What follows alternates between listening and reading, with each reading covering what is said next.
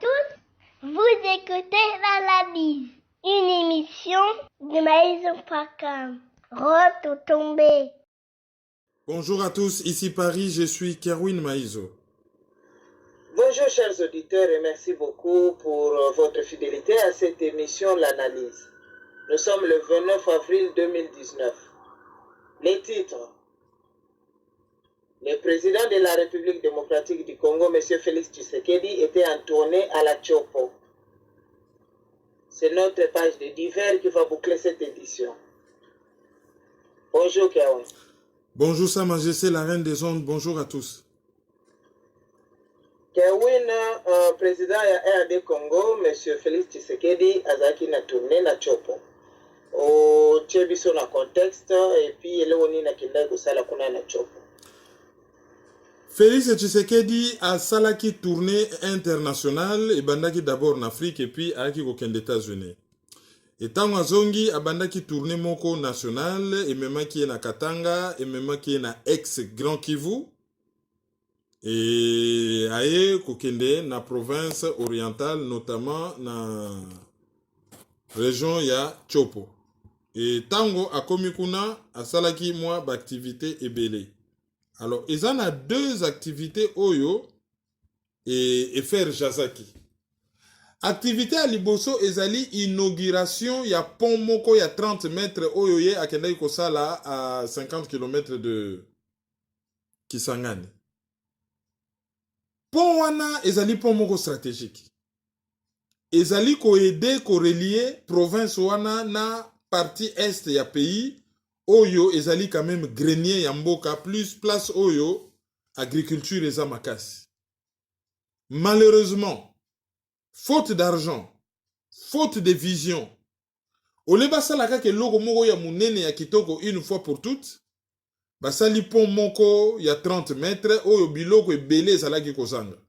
Signalisation, éclairage. Mais ils ont permettre moi mami touke les 4 tours de rôle pour c'est difficile que mi touke kutana wana donc ce qui moko eleki et c'est katisi et mususu pe et katisi mais demi tuka bako kutana na katiti. Alors eloko est dérangeant qui batu par rapport na pont wana balobio ezali programme il y a 100 jours. Ezali que il faut un président de la République pour na ko inaugurer moi pont ya mukendenge wana. Mbongo oyo basalelaki pont. Na mbongo oyo inauguration ya pont ezali ko impliqué, ezali grave. Délégation en Eutaki Kinshasa, c'était à peu près 100 personnes. Ko transporter 100 personnes banda Kisangani Tikuna. Ko kata riban. Ba carburant ou ba dépensaki. Logistique.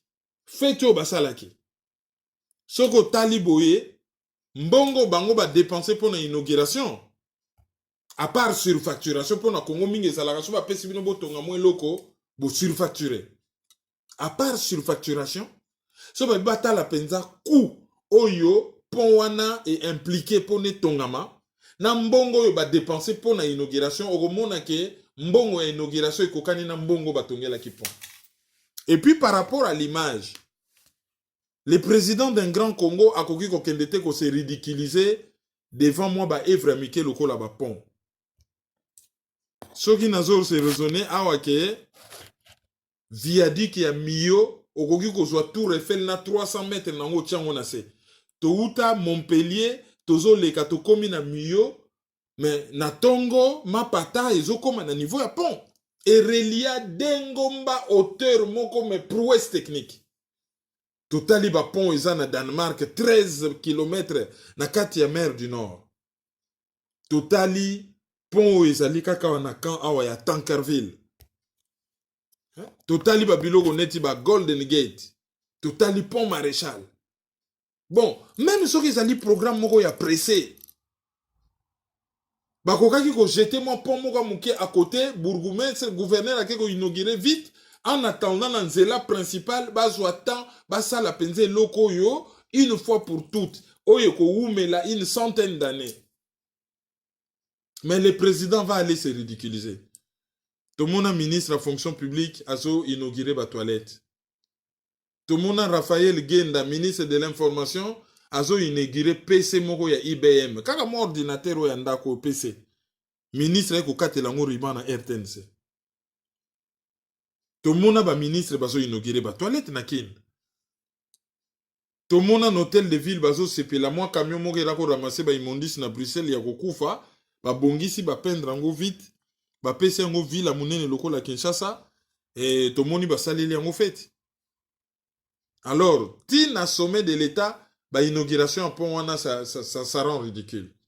Et puis tomoni reportage, mutasali reportage asali a komi na suka a précisé directeur ya communication présidentielle. Biso leto zaki na radio. Soki directeur de programme aye ko sala animation na yo, aye en tant que directeur de programme, aye en tant qu'animateur. Bozo bengana na bakombo. Ah, bonjour Albert, Albert Mbouibouéboué, ah, bonjour, ah, il fait quel temps à Kinshasa? Ben, il fait beau, il y a la pluie, il y aura de la musique. Il est animateur, Azali directeur de programme. Bonjour Kerwin, bonjour monsieur le directeur. Non, à la radio, Azali animateur radio. Et tant que Moutazo ça la reportage, Azali journaliste, Azali directeur de cabinet à chef de l'État. Ben, erreur et leke belé. Baza ko se justifier, bazo multiplier ba erreur. Patrick Mbekwa pesi bango ba conseil, ba lobio, bino kaka ko critiquer bo proposa kate. Lera pesi ba conseil, batu ba komo finga. Alors, tu comprends que ko finga wana, ezalaka, 1, mauvaise foi, 2, ezali culturel. Culture ya batu ya IDPS ezali culture ya ko finga. Ndenge baka ko bomba na wana, yozo critiquer, wapi ba proposition na eri ko loba, mabe na biso ko loba te, yo yaka soit ko kumisa biso sali jalelo, to yo pesa biso ba ide oyo biso tokoki kondima ou pas. Me makambo ya mboka ya biso na yo yo koloba te, yo foza la yuma, yo foza la côté. Mais ah ba mettre bino devant un fait, ba pesi bino ba conseil. Et souki na ba insulte. Ah, reporter directeur ya communication présidentielle. Tout le monde a aux États-Unis, le même directeur à communication présidentielle a commis photographe, a commis traducteur, et bazo tout na yena journaliste américain, azo tout na Félix Tshisekedi a lobby, o yibaki victoire ya Fayulu, au lobby nini. Ya azo traduire à lobby, qu'est-ce que vous pensez de Fayulu? Ezali tricherie. Ezali tricherie. Aye bien anglais très bien enfin dans les États-Unis, a koki ko ça la traduction wanate. On parlait bien de vol. On parlait de vol, pas d'autre chose. Donc, ba améliorer te. Ndenge ba lobaka na ba congolais au le bilo kambwa za mbango. Ba lukaki bokonzi, ba zui yango, alors ba aussi sango. Wana eloko ya liboso fallait to signaler par rapport na pont. Eloko ya mibale ezali que akamataki 2 véhicules ya cortège présidentiel akabeli yango province po bazaki na ba problème ya mituka. Bon to yebite soki ba mituka oyo bango bazako tambola nango ba utaki nango na kin ba yaki nango na avion e yaki na cargo e utaki wapi mituka ngo ya présidence ezalaka wana biso to monika ka o akamataki de mituka na cortège a désaffectant ngo ba pesa yango province mais e utaki wapi. Est-ce que ce n'est pas de la com? Ba memaki pena mituka batindaki yango na bateau ba yebika koya 2 semaines avant batindi de mituka na bateau ba memaki yango na avion cargo et ke kotika ngo déjà kuna ezali mituka ya présidence ezalaka déjà kuna. Cette affaire paraît mais très floue. Poto moni ba communiquer mingi là-dessus mais ça paraissait un peu très flou. Et Zalaki qu'on méritait tout souligner. Après que ça l'opération moka communication, l'air Zalaki candidat à l'élection présidentielle à l'écart qui Kisangani, Izana garçon moka coiffeur qui est et a commissionné coiffeur présidentiel. Ben c'est bien, ce qui est un de nos compatriotes a joué Moussala, mais tout ça c'est de la com. Et go changer dans le côté. Problème ezali légitimité. Ndengeni ni mutazwa qui pouvoir. Fraude ou pas fraude. Après, la communication, qui moto, ah non, il y a ça qu'on se coiffe, oh, il y a quelqu'un dans le stade. Il y a un échange à ma camboté. Il faut changer situation na yete, il faut changer position na yete. Ce cas ça la président moko légitime, ah, il y a ça vraiment mais une très bonne chose. Bah acte wana sur le plan symbolique, ezali ba acte oyo elakisaka ke dirigeant azali proche na population na ye. Et après eloko asuka photo souligner ezali ke partout akendaki neti na Kivu bato babimaki ebele. Mais Congolais azalaka très curieux. Soki Fayulu aye bakobima ebele. Félix Tshisekedi ake kaka bato babimaki le Fayulu ayaki kaka bango babimile Félix Tshisekedi aye. Na Grand Kivu kuna kutu ezalaki kaka mbongo esirkilaki tishe ba chef coutumier. Ba jeune, ba association. Allez, kaka les mêmes bateaux balobaki Fayulu président. Ah, ba boaki si Fayulu direct. Bake koyamba Félix Tshisekedi. Ba misusu babimaki par curiosité. Ah, ce balobi président de la République, c'est un poste qui veut beaucoup dire. Ah, azoya, batu bako bima. Et, batu, babimaki, mais babimaki penza. Ils ont l'accepté que batante ya population eza makasi.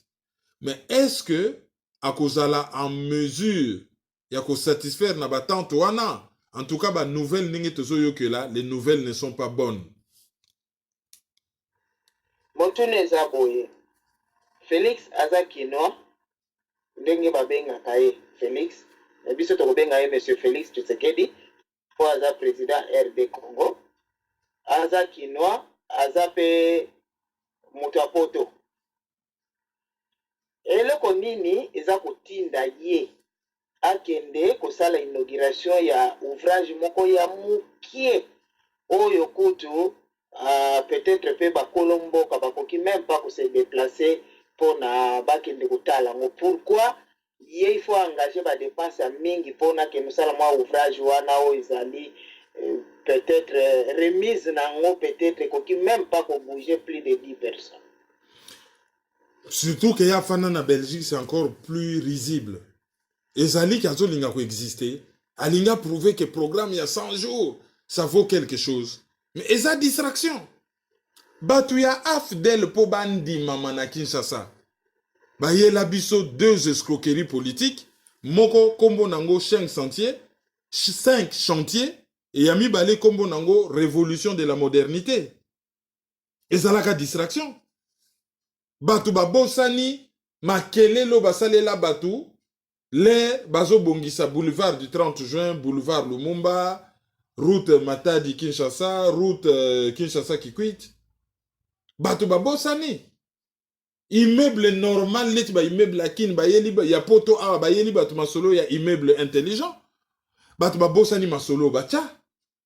Batu babosani ke bake kosomba ba avion ya kala. Bache ba peinture ba ye nango wana mboke ningana.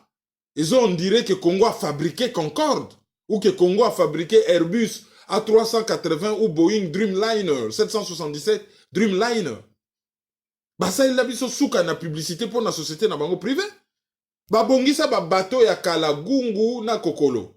Na sale la bino analyse ya onatra ya kala na tange la bino ba bateau ya kala, ba type K, ba type C, ba courrier, ba ITB. Mais bayaka ko bimise la biso nete loko asike ya toyoka même ke ba G2 comme na ba rond-point soki na boulevard du 30 juin tourisme ko matana mboka. Mais moi Fontaine ya Mai c'est quoi? Fontaine ya Mai c'est quoi? Na quartier nanga on a Paris, il y a combien de fontaines à Mai? Mais bayaka ko bomma biso matoi. Alors ba recycler kaka même recette. Population wana soko lingi bakumisa yo zo sala yela bango ka kombo moko ya slogan programme de 100 jours wana kombo ya sika.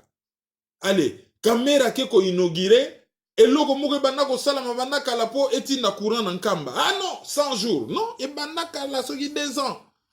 Programme ya 100 jours basombi ba concasser na miba. Lokuta eza commande moko ya kala n'époque ya Joseph Kabila, alias Joseph Kabila. Bazo inauguré pont tomoni caméra zo djembela na grand car neti receveur. Tout ça c'est de la communication pour na ko lakisa ke bazo sala. Yango ye directeur de cabinet on atika la kana bureau te. Il est trop présent atika la kana bureau te. Et tout le monde a tout et n'importe quoi. Azo ke ne ko inauguré pont na 100 personnes. Na ba député ya Kinshasa ba tchaka ba makelele so ba journaliste. Makelele nzoka nde batay ko infiltrer diaspora. Député Moussala n'a pas contrôlé le gouvernement dans le Parlement. Soki azokende voyage na président, loba ke président azokende na circonscription électorale na ndenge akendaki na Chopo, ba député à Chopo bakoloba ke bon biso tozo accompagner yo, wana ezali coin o biso tozo représenter. Tozo accompagner yo. Makambo biso tolobaka na parlement kuna, yaka to ya olaction ngo penda na miso. Population ko lobelo ngo me biso to ba député ya kuna. Tozo ko lobela yo. Et na ndenge kutu indépendance bada pe capable ba mi jouer les avions na bango ba mi kendeli. Ba okota même pas des fois na délégation ba roya ba l'hôpital toloba ki priorité ezali pont oyo. Yo ye awa yo moko ya kotala na miso tala yango. Omoni e balo ezali boye. Soki to tchemai bana babando to kalisu mai ne balete tala ndenge baso matangomba. Voilà. Député ya coin wana yo député ya Kinshasa, on se retrouver na délégation ya président mutu ya exécutif, bokei na circonscription électorale na bino d'origine te, même ceux qui bozali député national, ba vota bino kuna me bokomi ba député national, mais na kaya ba mission wana, aspect wana que bino nyonso na parlement vous parlez pour tous les pays, cet aspect ne fonctionne pas na ba kaneti par exemple, président zo kende voyage na coin moko boy.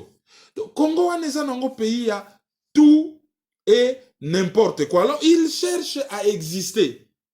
Alors existence on a kolakisake yazo sala, il faut beaucoup communiquer, il faut beaucoup parler 100 jours ba monika banzele bongi banzela wana et salamaki nango problème ezali que contrôle ya qualité salamaka te boko sala nzela et baby nango tout de suite après vous allez obligé de reprendre 2 ans après au lieu que et ça la 5 ans 6 ans comme ailleurs ou plus battu il faut pas reprendre. Et puis, les kambo oyo, ya ko salaka ba projet pour na kotonisa ba poche.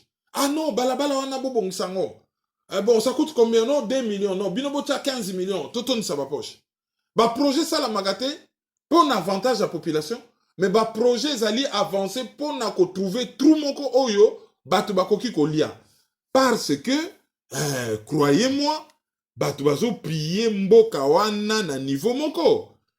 Je crois qu'à Kendaki na Katanga, il y avait un dossier très grave là-bas, à s'occuper qui pendant un dossier wanate, mais il fallait à s'occuper nango. Je disais donc que Ezaku tuna dossier moko grave, il fallait s'occuper nango. Na Lubumbashi. Les alaki dossier, il y a centre d'expertise, d'évaluation et de certification. Il y a des substances minérales. Hein? Babengango C.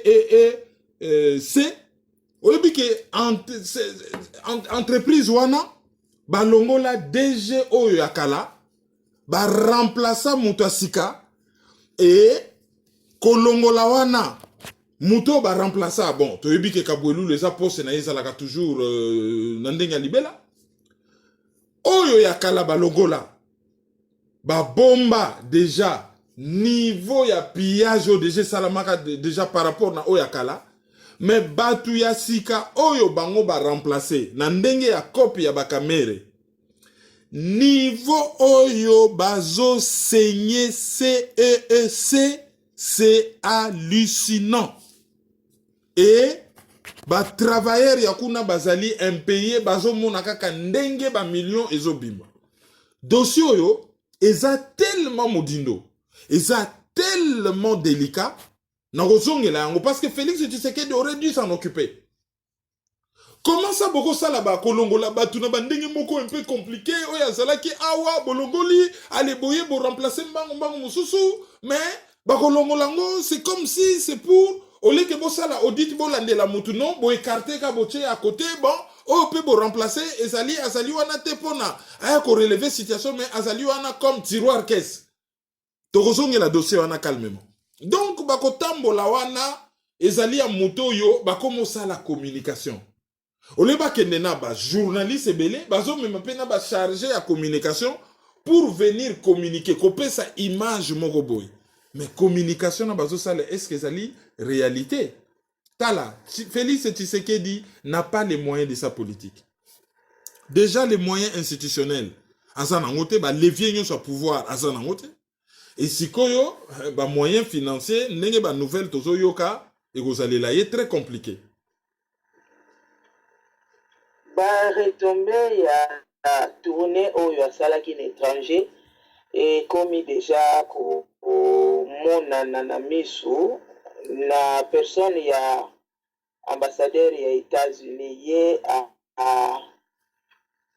atindi message moko un peu très fort na RD Congo alobini.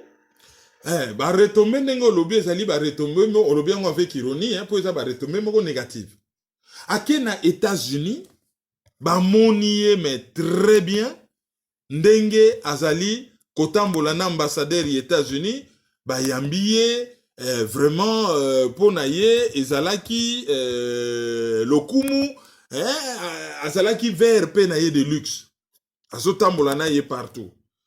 Bakutanaki boye ba américain bakoyede ye ba américain bazana bomona ba américain bakoyede ye mais ambassadeur kaka États-Unis kaka amina etala ba américain bazalaka na mité bazana amité ba américain batamboli na ye ba flatte ye etango bakomi wana ambassadeur États-Unis sali communiqué alobi ba investisseur américain baoya na Congo te pona insécurité ezali makasi et corruption ezali makasi. Or Félix Tshisekedi akendaki ko rassurer bango que ako lutter contre corruption. Et alobaki nini asengaki bango même aide. Alobaki ako écraser ba groupe rebelle. Ako lutter contre corruption, ako écraser ba groupe rebelle. Akena même ko yebisa bango alobi État islamique eza na Congo. Lokola bango ba lela likambo wana. Ba lela yango me ba lela leka bayoki État islamique ya wana penda bakoya mbangu. Mais curieusement, réponse iba pesi ba lobby insécurité ezali makasi bango ba investisseur américain bakoya te donc ba poignarder ye dans le dos. Tango ba américain bazalaki ko soutenir alias Joseph Kabila depuis 18 ans insécurité ezalaki te. Depuis 18 ans insécurité ezalaki te. Corruption ezalaki te. Mais le gouvernement Joseph Kabila, c'est le gouvernement le plus corrompu de l'histoire du Congo depuis la naissance de ce pays. Sanctionné les États-Unis à jouer contre alias Joseph Kabila. Lelo oyo baya ko bimisa ba sanction contre Félix Tshisekedi oyo bango bayambaki na Washington. Natangi article moko na monaki awa na mur ya Gino Will ezali US welcomes fraudulent DRC president as a strategic ally. Les États-Unis bayambi président fraudeur ya Congo pour des raisons stratégiques ou comme pas azali allié stratégique na bango. Et ezali signé par article ezali signé par qui Daniel Fisher Truffaut hein combo ya je crois site ezali Truffaut. Donc ba article oyo komi ko bima ba décréter les États-Unis ba lobia c'est l'année du Congo ba slogan ma ba lingaka l'année du Congo libalango e umeli kaka te Félix Tshisekedi asongi ka na Congo mbala moko poignard dans le dos ba investisseur ba ko yate po na mboka na bino ezali na insécurité mboka na bino ezali corrompu. Le plus grand financier à MONUSCO c'est les États-Unis. MONUSCO ezo sala rien États-Unis kara. Africom ezawana banda na Kisangani tina base ya Kamina. Période moko tunatanga article mo balu ba soda américain bazo botana ba fi na Kisangani bazo benga bango ba boyo américain. Donc boyoma américain, boyo américain. Sécurité eza nango te. L'année du Congo, mais non. Et loko moko salamité. Yango tozotanga un article yo, hein? US welcomes fraudulent DRC president as a strategic ally. Voilà. Et ba betiye mais souka na poignard dans le dos. Grave encore. Tango États-Unis a eu ba sanction contre alias Joseph Kabila. Boko monango dans le potentiel online. Totanga toujours ba source hein. Po batimisusu ayebi na yete source. Allo baka makamoko sangati na preuve ezate. E bimika masolo ya balabala te. Émission banato ezalaka kokoyoka kaka selon RFI, selon la voix de l'Amérique, le monde d'Afrique. la Libre Belgique, BBC et Lobaki, journal Le Figaro, selon télévision britannique, selon télévision suisse, selon ses potentiels online, de Jelly, Point Sokinet, l'Observateur Palga, Fraternité Matin, tout ça a toujours ma source. Donc selon le potentiel online, tango ba sanction États-Unis et Zouami contre ba collaborateur ya Joseph alias Kabila. Na batu ya Seni Corneille Nanga. Y compris numéro 2 ya Seni le Rwandais Basengeji nonko ya Vital Kamerhe.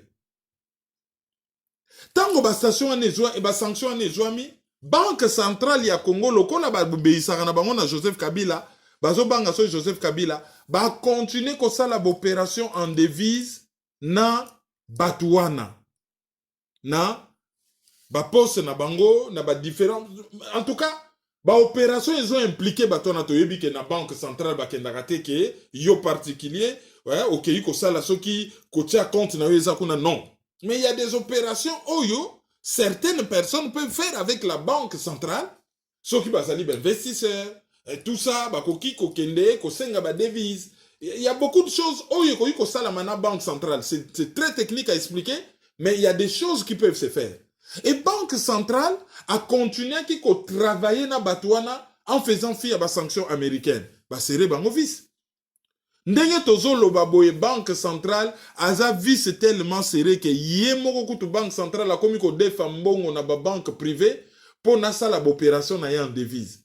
Même hôtel de monnaie ndenge commandaka ba produit libana en Allemagne tout ça pour na papier ko sala mbongo. A commandaka ngo en devise. Hôtel de monnaie aza sous na devise te suite na ba sanction américaine. Et tous les systèmes financiers congolais toko lamkana tongo bo s'effondrer. Ba carte bancaire bando salate ba banque tout sali faillite.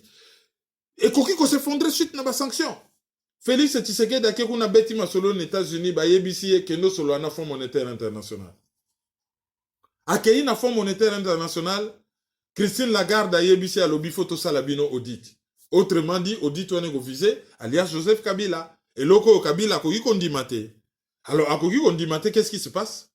Système financier zali au bord de l'asphyxie. Et Kangami Pema, Tokoki ko vivre ba catastrophe. Et ce qui système wane komi bloqué. Et ko bloqué na Manigram na Western Union. Po ba virement nyo soto salaka et le kaka na système ba benga ka shift. Organisme s'occupaka na ba transaction financière internationale et zali toujours à ba américain mais zalaka basé na mboko ya muke colonisa biso Belgique. Batela bango shift. Batela bango OTAN, batela bango Union européenne, kaka na mboka wana. Après le reste bakenda ko tondisa na Suisse. Ce qui va bloquer biso ko zala nyoti na mbongo na Western na Congo o no mbongo ekenda na pays wana te. Ndenge lelo oyo par exemple, okoti na mbongo na Western te na Corée du Nord et le kate.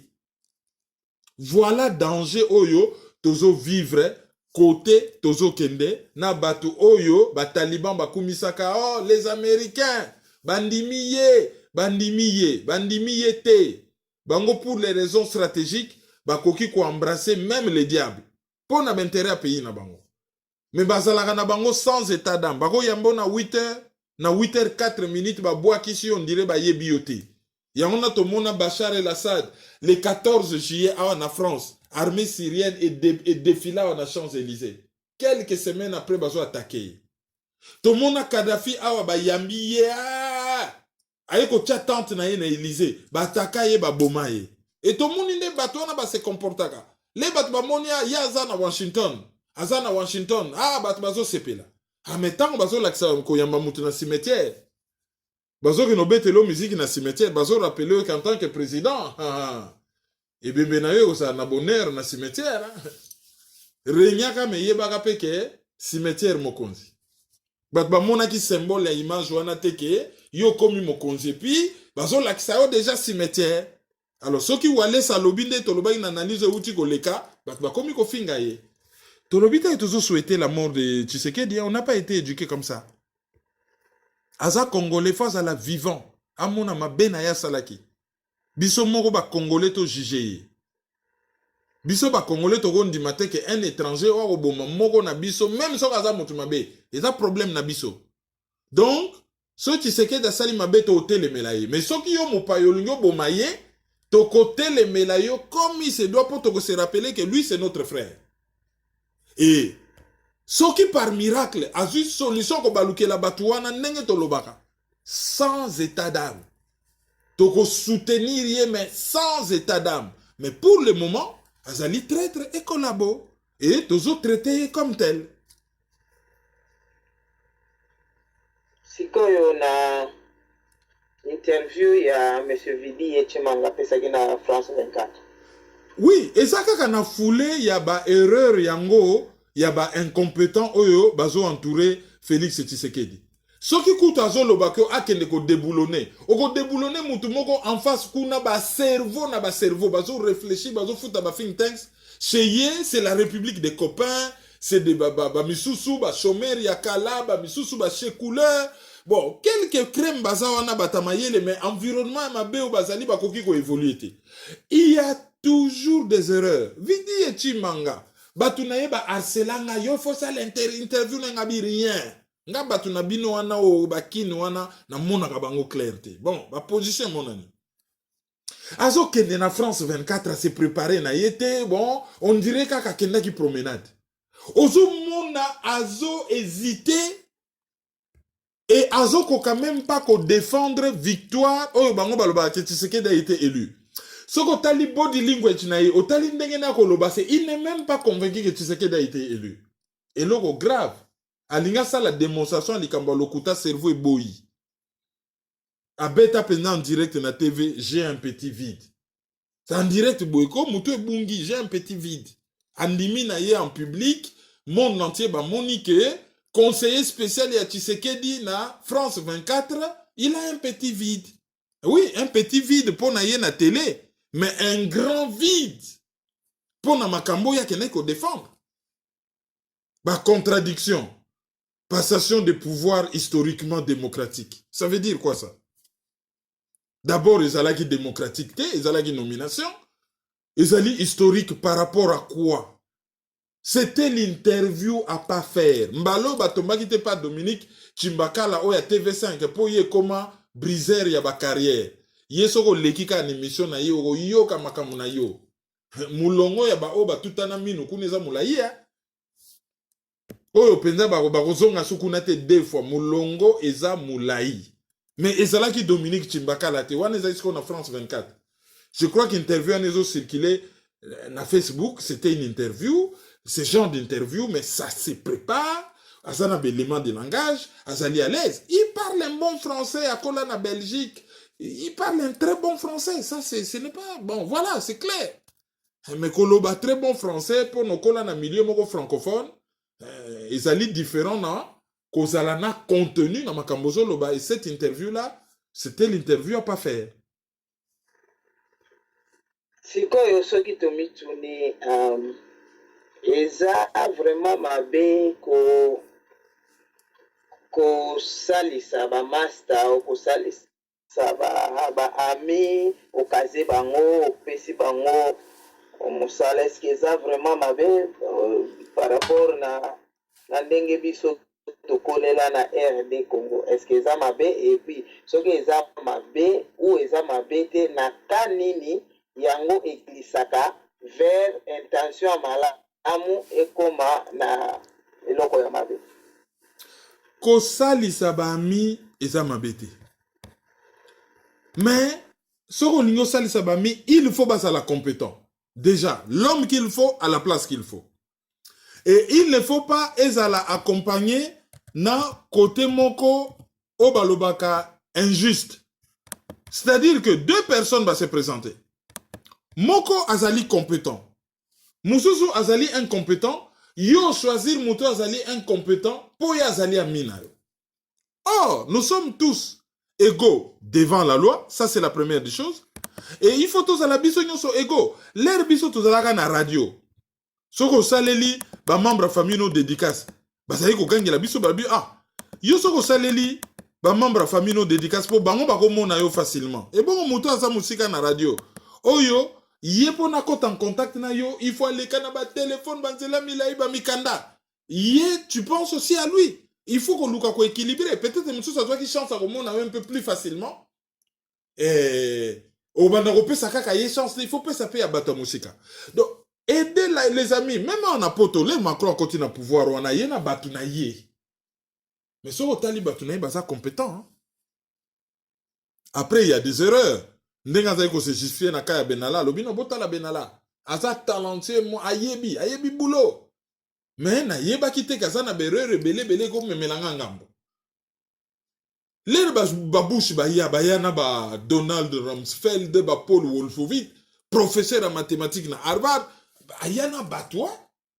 Mais Oyabiso c'est vraiment la République des copains bon, yo na kaseyo yaka wana yaka olia. Yango tozo mona ba désordre na mtiko yeb sabino. Par exemple, dans Makambuya CEEC, où il y a un dossier moko explosif, on a analysé qu'il y a de façon un peu plus approfondie, on a topé sibino kaka flash. Hein? Donc, il y a quand même une certaine injustice qui n'a pas lieu d'être. Alors, Batumisu so bango bazopona. Au monde a Mutumusu ça compétent, bakyo so Mutumusu so mona critères surtout na Congo. Critères les akamonokamboka. So mu Congo a communé komi ba Congo. Soki mungala komi ene komi bangala. Soki baswahili ba komi wana mot de passe komi minasema. Soki siko baluba ba komi wana critère komi bato bazopona. Au monde à part les amis, critère komi tribal. Mais bato yo pe bazo soutenir. Au monde baza mukie oyo bazo soutenir par rapport na programme politique, par rapport na vision. Au moins, bah, monsieur bazo soutenir Misa Gokangaka pour la politique. Dernièrement, Nathalie, professeur Mbata, prof Mbata, aye kosala, un très bon français, a vu ba philosophie, ba droit, ba nini, a tchewana, mais azo défendre en un mot la fraude électorale. Pour naye oyo babengi constitutionnaliste, azo défendre la fraude électorale. Et batu bakoba yiko kumisa, mutu moko tabenga, prof Mbata, naye bise d'abord un, azali membre ya INC. C'est normal que à défendre place au INC Azali Vital Kamere. Ah mutumusu sa ko yebisanga lobby non mais c'est la haine. Ngabi vocabulaire na bine koma kaka la haine so ba lobby mais on est ça vocabulaire ba rwandais. Ba rwandais bat bazali na pays mu bazaka na langue moko Kinyarwanda. Mais bazali na deux races humaines na kati ya Rwanda, ba nilotique na ba bantu et puis misa toto tcha na ba batwa na ngate pigme ngi ko ba mutu ya mukuse do to benga bango batwa mais langue kaka moko allez ba kotisa likambo ya haine ethnique et même bango na génocide je crois 2 ou 3 fois dans chacun des pays Rwanda na Burundi yango na vocabulaire politique na bango balobaka la haine ethnique et bakataka na mukuse la haine. Baye comme memeloko wana na Congo comme argument politique, ils ont commencé à parler de la haine. Oyebi kaka, les bango baye bakateke, les bango bazo sala berreur, plus bazo insister, plus ils ont poussé sur tout ça la recherche. Les nazo sanga lobby, oh non, c'est la haine envers professeur Mbata. Ngabi bon, na koti na Google na luki na monite na sali ba recherche, ti na ko trouver PC na ye. Alors bah le baka professeur Mbata mais kombo na ye ezali kaka Mbata te ndenge bazolo ba il faut ba pesa kombo na ye mobimba ezali professeur Mbata Betukumesu hein donc traduction ezali à nous les yeux. Traduction ezali à nous les yeux. À nous les yeux, ezali na Chiluba. Donc, na yeko comprendre que bato yo, bazo attaquer, bakomi ko bele la tribalisme. Voilà comment bazali ko raisonner. Hein? Voilà comment bazali ko raisonner. Donc, même likambo ya mukie, hein? Il faut kaka batu baya na moi aspect tribal wana. Professeur André Mbata Betukumesu Mangu. Voilà, c'est ça son vrai nom. Betukumesu Mangu. Et puis Nathalie Talibo. Voilà. Les raisons défendre, aux hommes on appelle que batu même y a ba compétence, baso tia ba compétence na bango à côté. Or il faut tout na mboka moko oyo, o komi mokonzi même si on suit batu na yo, ko choisir bango te sur la base tribale, ko choisir bango te sur une autre base que compétence. Même si on va reprocher les yo. Oh, yo comme président, pourquoi tu es qui n'a place à notre Aza congolais ou pas? Oh, Aza congolais. Aza compétent ou pas? Na tu es qui n'a ministre de la finance. Attends le quoi ou pas? Attends yango, oui. Aza congolais, oui. Et alors, où est le problème? Mais biso ko soit les qui n'a yo otieye ministre de la finance, attends même pas finance aza incompétent. Na Congo tu se retrouve na ministre de la défense, pharmacien. Un pharmacien ministre de la défense. Périodement, tu as même na ministre moko ya sport n'époque à Laurent Désiré Kabila. Ayebi na ye rien. Soka kene kotala ba fille kuna na IPC goyoka ba fille ba iko entouré. Eh ya ministre, sombela biso kokate, biso to yokanzala. Eh ya ministre bono zala kaboye. Ah. De où mon anoka kaboye, azana ye incompétent, entouré na ba fille sans personnalité. Hein, bon, voilà. Comme ça. Donc il faut et loko wana ya ko aider batu, ya ko recruter batu et salama, mais il y a un minimum, il faut compétence ça. C'est quoi dans tout ça népotisme ezali? Népotisme ezali le fait que soko zui bokonzi oponi bande konayo. Et na Congo to se retrouver na likambo ya népotisme terrible. To zalaka na génération moko oyo bazalaki ba entre guillemets ba évoluer l'époque coloniale. Bakenda ki classe, bazali ko vivre un peu lokola ba belge. Ba pesi bango mboka. Tango ba pesi bango mboka, ba former auto bengaka caste, un groupe social. Et position na bango etindi bango, batinda bana na bango bakendo tanga, bakende na betude et tout ça. Ça c'est un fait. Après bana na bango pe, baye ba remplacer bango. Mais si koyo penza et komi penza népotisme romona mutaza député, moi si na sali suppléante na ye liboso moi si na ye yami balé mwana na ye. Mais kaka ye apesi candidature na national, apesi pe candidature na provincial. Soki na national azui moi si na mwana liboso, na provincial azui mwana mibale na mwana suka. Et basali ndenge wana et soko yuko tala ndenge ba bala na parlement na mobima bokende na Jeune Afrique. Boko kuta arbre généalogique moko ezali wana ya bateau ya classe politique congolaise ndenge ba bala na mututu na parlement wana, j'exagère à peine. Azali beau-frère ya mutu songolo, mais semeki ya mutu mpakala. Mais cousin ya mutu okuna. Bango mibale bazana mwana. Bala na bango baba. Donc parlement wana soki kaka moka zui matanga ndebo mona bango plein wana mutu na mutu ndenga ye wana yo ye wapi ote ngana elalandi cousin bongo yo ote mwana na ya bala mwana nanga. Mais en même temps mwasi na ye azali cousine ya mwasi na ngai. Mais leki nanga mobali abala leki na ya mwasi. Mais biso na ye pe toza donc bango nyoso nde bazana bango wana na mwa eloko moko boye oyo ezali ke soki ezali batu oyo bazalaki ko faire avancer mboka, on peut comprendre. Mais soki batu bazo faire avancer mboka te bazo utiliser népotisme ya ndenge wana. So basana bango dans tous les pays il y a une élite. Et na pays moko boko zatika na classe sociale moko. Il y a une élite, il y a une caste sur oyo to bengango caste, c'est du groupe moko ya batu oyo ba atteindre quand même moi niveau moko boye, il y a d'études, il y a ba responsabilité, bazana talent moko boye. Basa na responsabilité au Kambamboka. Mais ceux qui va comme employer népotisme, alors il faut côté les la bango. Mais je ne suis pas en train de dire que il faut qu'on reproche na bana monsieur pourquoi ba papa na bino batanga, pourquoi ba papa na bino baza riche. Non. Tozo tele melande népotisme. Le fait ya kopona bandeko na yo, batu na yo ba occupaka ba poste ceux qui yo komi wana. Na pese explication en lingala à peu près bon. Na yebi que ce n'est pas pointu, mais c'est de la manière la plus simple, c'est comme ça qu'on peut expliquer le népotisme. Avant, ce qui m'a politique, on dirait il faut protéger la famille parce qu'il y a que certitude de la politique. Si koyo fait wana ya impunité, ba mobotiste baye bakei baye kozonga bakabiliste bakoti ale batikali lisusu balati masque mususu.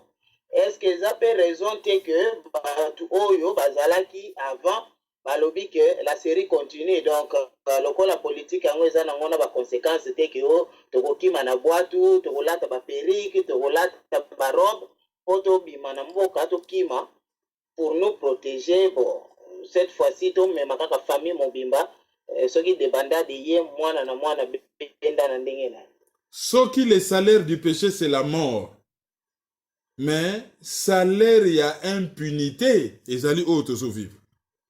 Tant que bato bazali convaincu que punition kozala te bakoma osala makambo na nkolo kola bayanke. D'où il faut qu'on stoppe impunité. Bango eloko eza nango wana ezali réflexe sécuritaire na ndenge ya kobatela molimo te. Komi na secret na réflexe ya mutasa azwi mais azomona nete oyo azozwa en tant que député eza mokie. Il faut placer pe mwana na ye ministre et puis mwana ne mosusu azala PDG. Bango nyonso ba se sécuriser. Mais mutazalaka na munoko ka moko.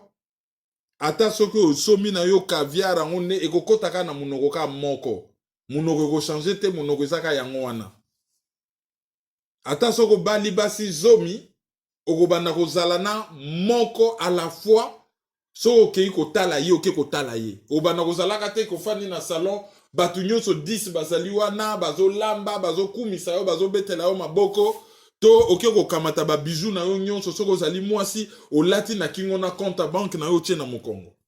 Elobata maître Gims alobi batuni pourquoi sombaki mutuka cher ndenge wana Ferrari alobi so okomi na mbongo ebele okoyeba te loko moto ezolakisa eza bachiffre eza na banque. La seule loko ezolakisa ke mbongo eza ya yo, il faut ça la test na carte bancaire osombi loko a cher bamumuni loko ngo ekomi ya yo otali ah oui naza na mbongo. Alors bango pe ezali réflexe moko eza lokoso mais ezali réflexe moko sécuritaire, ils en ont beaucoup mais ils veulent en avoir encore plus. Au détriment des autres. À vouloir en avoir plus eza mabete. Et comme akamabe soko komi ko salango au détriment des autres. toleki sikoyo na page na biso ba divers plateforme na moka ezaki na réunion na Belgique balobi nini kona. Martin Fayulu alobaki que awa na pota lobi na kokende ti esika oyo peuple akomema ngai. Est-ce que nanjili soki peuple asengi ye lisusu minduki ako ndima kokende siko peuple azomema ye po asali promesse publique ke ye akokende siko peuple azomema ye et soki peuple amemi ye na nzela ya manduki.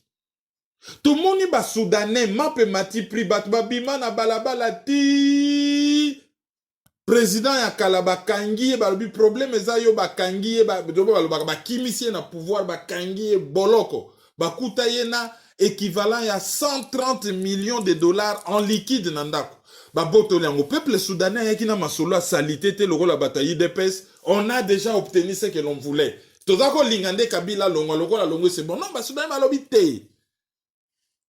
Béchir à Longwe, mais biso c'est pas ce que l'on voulait. Tolingaki soki Béchir à Longwe na bino pe armée. Bozongi na ba caserne, bokomi kaka ko défendre mboka, botike li biso ba civil to kamata mboka. Oh Béchir à Longwe, non. Jusqu'au bout. Ndenge tozo loba boye avant-hier 1 million, ça veut dire 1 million de personnes babima na Khartoum, ville ezali moins peuplée que Kinshasa. Armée a se plié. Et comme yo bon, tout ça la gouvernement moko biso pe ba armée tozali wana na kati po tozali quand même institution moko importante na vie politique en mboka bino pe ba civil bozo parti bazu accord soki biso na Congo bato bazo manifester pour na contre modification constitution pouvoir elinge kweya Kamere le soi-disant opposant à l'écart na RTNC ngamoko na mona yango que nous avons obtenu ce que nous voulions botika mobulu et comme ici koyo ete bino bondi makama kamde ezo salama. Tolingaki nde Kabila longwa. Non. Tolingaki nde Kabila longwa te. Tolingaki que tout le système est longwa. Alors là, bino bozo ba que tolingaki nde Kabila longwa. Mais pourquoi tu sais que d'ailleurs na langage ya toko déboulonner bango? Ako déboulonner bango nde nini yemo kaza kokangama na kati ya boulon. Siko fils mukoko a komi ndoki. A organisé marche les 3 pour na ko aider Félix à déboulonner. Mais nani azo manipuler bango na IDPS? Kabunda zo remercier Kabila ndenga se retrouver na parlement. Patron ya Kabunda, oya pesa ye mandat à diriger IDPS. Oya ki na ko négocier makam na komba Félix Tshisekedi. Ezali Félix Tshisekedi. Donc, fils Mukoko, wana ba loba clair. Kabundu ne fait rien sans l'accord de Félix Tshisekedi. Donc, tout ce que Kabundu fait, ce que Félix Tshisekedi contre Anyaka sanctionné. Il a sanctionné parce que Kabundu travaille pour lui. Mais Bango, c'est Yaza intouchable. Faut que ça abattoissé. Hein? Faut que ça abattoissé. Mais Babenga Mavungu basenga ye pardon. Babenga Moleka basenga ye pardon. Babenga Chibala basenga ye pardon. Chibala bimaka traître ndoki. Mais eloko Chibala bimelaka traître nandoki, c'est ce que Félix Tshisekedi a fait x5 na puissance. Alors pourquoi basenga ko condamner Chibala? Naba Chibala, naba Félix, naba Badi Banga, naba Félix Tshisekedi, naba Badi Banga, bango nyonso c'est l'UDPS. Blanc bonnet, bonnet blanc. Toujours na tomoni résultat. Ndengo lobi yango makambo blanc bonnet blanc wana. Lelo yo ba boy kukunda nzoto ya nkondo Etienne Tshisekedi balobi ki bango ba digne te pona kukunda ye parce que bake kolia na munguna ya IDPS Joseph Kabila anome bango bandimi poste. Lelo yo ye alobi que Joseph Kabila na plateforme na enyoso baza ba partenaire na bango. Est-ce que ye aza digne ya kokunda Etienne Tshisekedi parce que défaut oyo likambo ya reprocha ki baninga Sami Badi Banga na Chibala bakundele Etienne Tshisekedi te eza même chose oyo asali. Est-ce que eko disqualifier yete ozala digne ya kokunda tata na ye et puis mbongo oyo ya 10 millions de dollars à mausolée soki lelo yo meki ko tiango na valeur anda ça représente quoi? Déjà azali dignité ya kokunda l'homme politique Etienne Tshisekedi soki balandi philosophie na bango. Lelo so tolobi totala parmi ba héritier ya Etienne Tshisekedi mutazali digne ya kokunda ye ezali soit Valentin Mobake soit Martin Fayulu. Na bato yo ba bima na IDPS wana ou Freddy Matungulu. Po ye pas ali Bokilo Mbwankem. Mbwankem pas ali un des fondateurs ya IDPS. Et ba garda moi droiture moko boy na ndenge ya politique. Félix Tshisekedi azali digne ya kokunda Etienne Tshisekedi à moins que basala les oiseaux de même plumage. Mais azali digne te na ndenge ya politique. Et eloko ekomi ya moi ki yanke moko boy allez Kabila ro wana tata na ye moi muzole. Ah Félix Tshisekedi ce qui va nimba sala muzole na mo basala on mbongo na bango 10 millions de dollars surtout landi penda o surfacturation T. To landi surfacturation T. Immeuble intelligent na bango wana o batonga wana hôtel ya gouvernement. Bako tonga na hôtel ya gouvernement. Soki kilomètre moko nzeleza 200 000 euros. 1 million c'est 5 kilomètres. 10 millions c'est combien? 50 kilomètres ya nzela. 50 kilomètres ya nzela ezali la moitié ya route Kikwit Bulungu. Banana barrière na Bulungu wana na barrière ti na Kikwit. Na katikati c'est 108 km. Bako sala déjà la moitié ya nzela.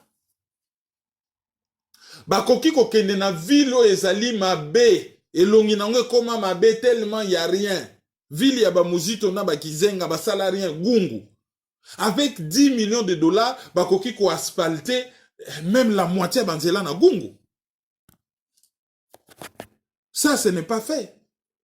10 millions de dollars bako tonga combien d'écoles bakoki ko rapatrier nango ba victime nyonso makambo yo basala ki ba adepte ya kamwina sapo o bazana ba camp de réfugiés na Idiofa na Kikwit na Angola y compris kuna na Mbujima ina kananga na Chimbulu Mbanzalomba tout dans les environs Ngandajika tout ça 10 millions de dollars bako somba ba pareil net ba scanner ba nini tout ça mais bazo consacré yango na mausolée. Et les gens trouvent cette dépense normale. Pourquoi? Wana tolobi non peut ma commentaire matin, tolobi ma commentaire matin. Wana ezaka ka mausolée. C'est-à-dire monument oyo batia maboko na ndenga chaka ve liboko wana c'est 2 500 000 dollars. Meso, je crois William Motazo Salango. Ensuite bâtiment oyo bakotia nzoto ndenge bako bongisa mwanzela oyo ezo relié. Bana place mausolée ezalité que nokuta na kuna autoroute de l'Ancele tout ça 10 millions de dollars sans qu'on compte matanga sans qu'on compte bambongo et c'est magi déjà. Est-ce que ça mérite vraiment ça? Tshisekedi dango on peut tout lui reprocher. mais vie na ye ndenge aza komene vraiment alingaka bana kondima baluxe ndenge wana ye azali une des rares autorités na Congo anginda akenda na ma campagne te na bapiscine afana na ndako moko modeste wana na limité. C'est le genre de vieux oyo bon akolinga na mbongo, mais c'est pas mutu moko oyo alela richesse extérieure. Non, moi Jaguar na ye ndako na ye normal na limité apemi na ye wana patriarche apemi na ye kimia. Et c'est ça kazala qui vivant alingaka ndima profusion ya luxe wana oyo balingi ba entraîner ye croyant que bazo honorer mais bazo plutôt que salir ye. Plutôt que salir ye. C'est le peuple vivant d'abord ou une partie ya bato basi bakufa prioritairement.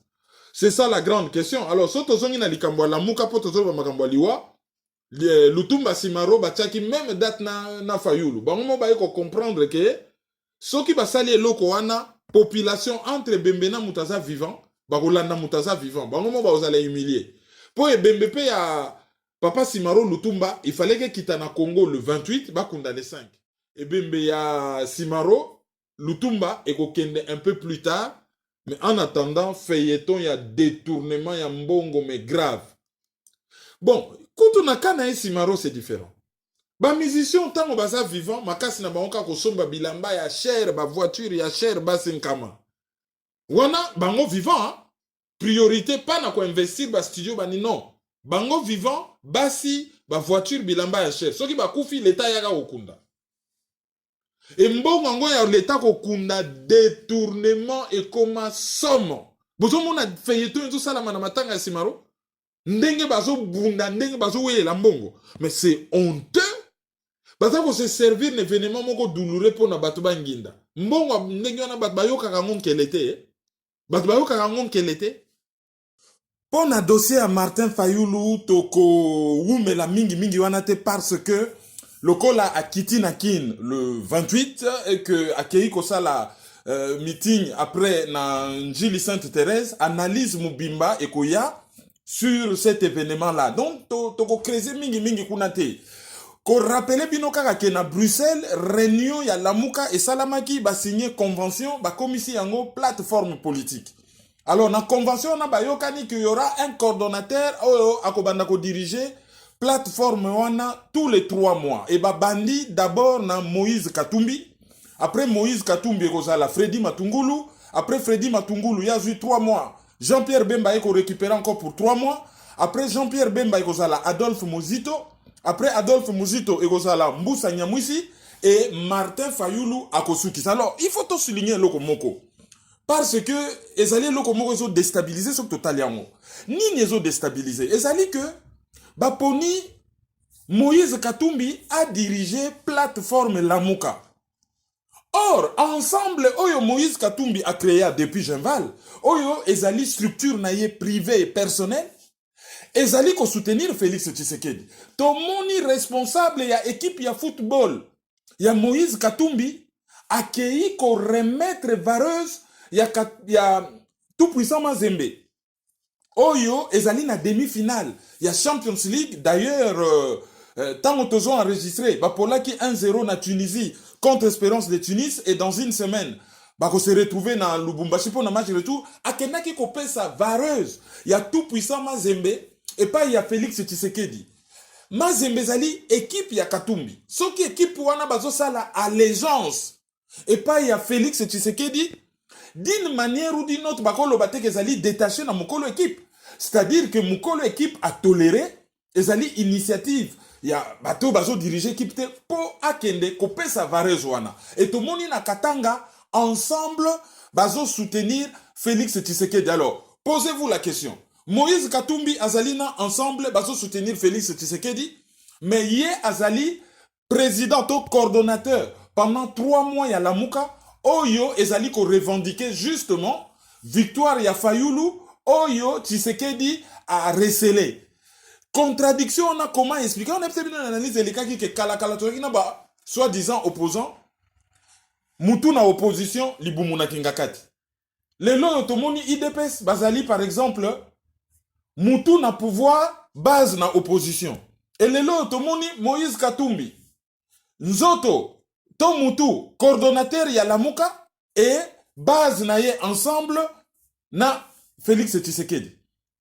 Ezali ba contradiction ezo la kisake classe politique wana bazo livrer biso théâtre de vaudeville na yebisa bino na lobby batu wana ba respectaka biso te. Il n'y a pas de pouvoir, il n'y a pas d'opposition. Il y a seulement une classe politique pourrie, corrompue et toxique contre la population. Pouvoir exact opposition égalité. Il y a les occupants et leurs collabos d'un côté et bah victime na bango population congolaise de l'autre. D'un côté, il y a la classe politique oyo est échouée et de l'autre, il y a la population. D'un côté, il y a l'élite na ba domaine nyonso oyo est échoué ou oyo ezo sala mabe volontairement. Pourquoi échouer c'est être gentil, c'est comme si ba lita ki ko sala quelque chose et échoué mais bango ezali élite moko nocif contre la population. Donc tozo tomber na ba contradiction. Alors toko analyser meeting il y a Martin Fayulu Nanjili avec beaucoup d'attention na analyse oyo ezoya parce que oyo batem nango ezalaki déjà mususu soki tolobaki ke to examiner pe ba propos ya Fayulu Nanjili s'intéresse engaki komisa analyse mulai. Alors pona ko bima na note oyo ya pessimiste pour tout ça qui vraiment na événement mabe to kende dans une note quand même assez positive. Alors boyebi parmi les 100 Congolais qui comptent classement oyo ezali publié na Jeune Afrique, parmi les 100 Congolais qui comptent nakati wana Dr Mukwege azali syndicat Dokolo bache Lumumba Yoto oyo abimisaki ba fichier ya BGFI oyo a dénoncé azali lanceur d'alerte.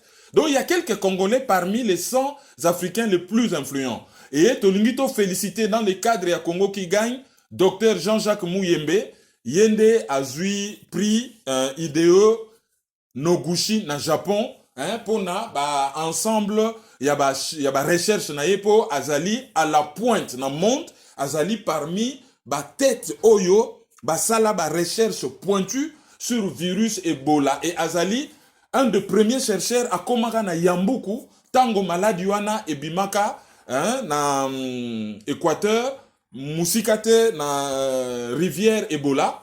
Donc azali parmi bataliboso bakomaki et toyebi rôle na ye na maladie tango et monanaka na kikwiti. Donc azui pris Hideo Noguchi na Japon. Et toujours na cadre le Congo qui gagne pour na relaxer que tout n'est pas que négatif. Tolingito féliciter Isabelle Antonio oyo azo ningisa bango na The Voice Brésil. Les balobi ozali brésilien na lobi non. Nazali congolaise balobi ya balobi ozali brésilien na lobi non. Africaine oui, ya Angola non. Ya wapi? Congo. Babi Congo Brazzaville bi non. Congo démocratique. Babi bon Congo démocratique. Allez, bakomi ko lobate ko koma brésilienne, Brésil a fongoli yo maboko. Tala, tous a faim. Donc boyoka ki voix na ye bato boke na mur na botala The Voice Brésil. Et The Voice wana déjà en Allemagne non, na Hollande Nathalie Makoma a ningisa bango. Na Allemagne o ezala ceux qui nagent avec les stars ceux qui nini Nathalie Makoma so a ningisa bango. Toza suna congolaise moko akendati na finale ya concours moko ya chant ya 3e chaîne de télévision allemande.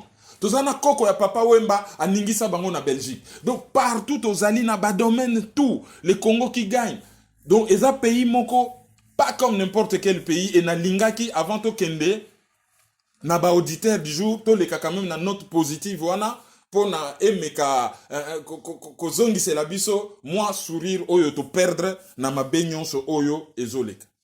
Auditeur du jour.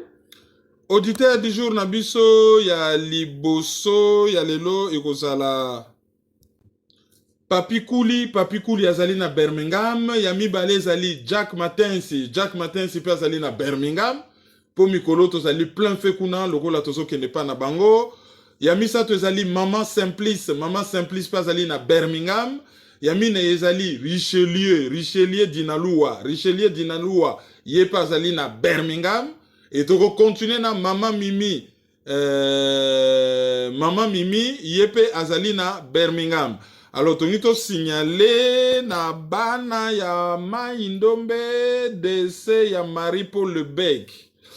Boba salaka na clinique na Lemba. Alors, azali ko sala na OCC, Madame Marie-Paul Lebec, Atanga na Ista, et puis azali mwana ya Papa Léon Lebec, na Mama Mpia. Afandi na Lemba, donc association Yabana Nyoki, Bayeba, Matanga Oyo, et Kwei, eza communiqué, ba Tinde Libiso Awa. Alors, tu vas continuer dans le cadre de l'auditeur du jour. Nabiso, Tozali, par exemple, na Tchouk le mast. Tchouk le mast. Et puis, Tozali pena Hermeline Diamona. Hermeline Diamona, Azali, un de nos auditeurs du jour. Et puis tozali pena Guy Edi Mabungu. Guy Edi Mabungu yazali na Marseille. Marseille awa na France. Et puis tonga tout ça la correction. ONG Adiane Yolo Kombo Nango Girls in Charge. Basio baebi ko se prendre en charge. Ponga baki in change. Ezali in charge. Ba oyo bazali ko se prendre en charge. Donc to corriger ango, to kozwa auditeur du jour Akasia Lokange, to kozwa Christine Boale azali auditeur du jour Nabiso, et to kosuki salelo na Schwab Bakombo azali un de nos auditeurs du jour. Et puis on me fait remarquer qu'on a communiqué, on a tangi liboso, bamisu balobaka le buge, bamisu balobaka le buc. Donc, je crois que Bayebi, famille wana, Bayebi Ango, mais vraiment très bien. Et Zali, famille à Basakata Moko assez connue. Et Kota Basakata Kuna Toyogi, qui est un événement malheureux, hein, Oyo, et dégénéré que Batuba Kimi Nazamba. Maman Sa Majesté, au Koki, ko aide biso, na ko pesa biso quelques détails. Bon, c'est là communiqué comment qui na. La rédaction na biso, il semblerait que ça n'a pas règlement de compte moko ya ba agent de l'ordre, moko militaire, moko policier, policier abomaki militaire, et puis population basiliki ba bombi policier wana en attendant ba renfort euta na Bokoro ou bien renfort euta na Semendoa, population Bakimi Bazana Zamba. Mais tout ça n'a pas de détails sur ce qui s'était passé. C'était un problème personnel, c'est un problème à Moussala ou Ezala Kinin. Mais Ezali Dabilo Komoko o Esala que Bamakambo ya ko dégénérer ndenge sala kikuna na yumbi. Et bandaka mo eloko moko amuke après batu belé ba yokufa. Bato bazana ba détails mais quand vous contactez biso pour la repère biso ba détail kuna na secteur Kemba, je crois si je prononce bien K-E-M-B-A-A, donc na secteur Kemba kuna ba tu bazali na zamba pona ba agent de l'ordre basali mobulu ba bomani, et puis population pe ekoti basali justice ya bango en attendant ba renfort mususu ya toza na ba détail mususu te batu ba yebi situation na ba meka ko contacter biso pona ko pesa biso ba détail mususu. Oui, sans être un oiseau de malheur, région on a ama Indombe, ezana pétrole ebele, ezana coltan ebele, ba découvrir le sous uranium. Tozo banga ke eya kokoma Kivu ya lobby, et que moi be événement ya mike ndenge wana ezala be événement oyo nyoka zo kota malembe pona aoya ko semer discorde parmi bana mboka le pona auditeur du jour tokobakisa dia kupanzu na bekatam je suis Maïzo bekatam. Voilà, donc ceci dit tokoleka na ba communiqué le 10 mai ezana marche munene ba résistant bazo sala na Belgique, titre nango Kabila Tshisekedi dégage, et ko bana na porte de Namur, et que ko suka ko bana na porte de Namur na 14h, et que ko suka na Union européenne et ko sukela. Donc bino nyonso bo réservé journée à les 10 pour na manifestation na Bruxelles. Le 18 tozali na Birmingham, et le 25 tozali na Ottawa, et le 20 wana tozana mai, et le 29 juin tozali na Bâle. Ba oyo balingi ba kale makambo na États-Unis, c'est le moment de s'y prendre. bango bazelaka so tokomi kuna yo yaka nano awa non tozalaka na programme moko un peu serré moto aza wana pour 5 jours ayaka to préparer conférence mbango non le toza na Europe awa boyebisi biso tozwi baprécaution toyeli bino mpenza comme il se doit ndenge bandeko ya Chicago basalaka baoyo bafredi okedi ndenge basalaka pona association Congolese Action for Real ndenge basalaka voyez makambo se préparer ndenge ba maman omenya ba apareko Canada basalaka ba préparer makambo bien toke na Montréal makambo salami propre occasion kuta kokanisa bandeko na biso ya restaurant La Firenze où ezali quand même activité commerciale na biso oyo efandi pendant na Montréal lieu de ralliement. Donc moi événement na pesibino bo se caler makambo un peu avant pour agenda ezali ko se remplir très vite et tozali na ko songer ko préparer quelque chose pour na Australie. Ceci dit to suki wana pour na ba communiquer to komi mbala ya sima. Merci pour na batunyon so bazali ko participer pour na ba frère auto lobaki na bino ba anglais adapté na conférence oyo to sala na France. Merci na batunyon so oyo bazali ko participer. PayPal na biso zali maizo@hotmail.com. Chaîne YouTube Kerwin Maizo, bo s'abonner c'est gratuit, bo faire connaître yango et puis ba téléphone ezo défiler na c'est WhatsApp 0033 763 55 38 46. Voilà, to comme na suka analyse mkola lelo te remercier bino nde ni ngola biso to kutana mikolo koya. Merci, au revoir. Au revoir. C'est Dadadi. Merci beaucoup. Merci beaucoup. Merci beaucoup pour tous les enfants.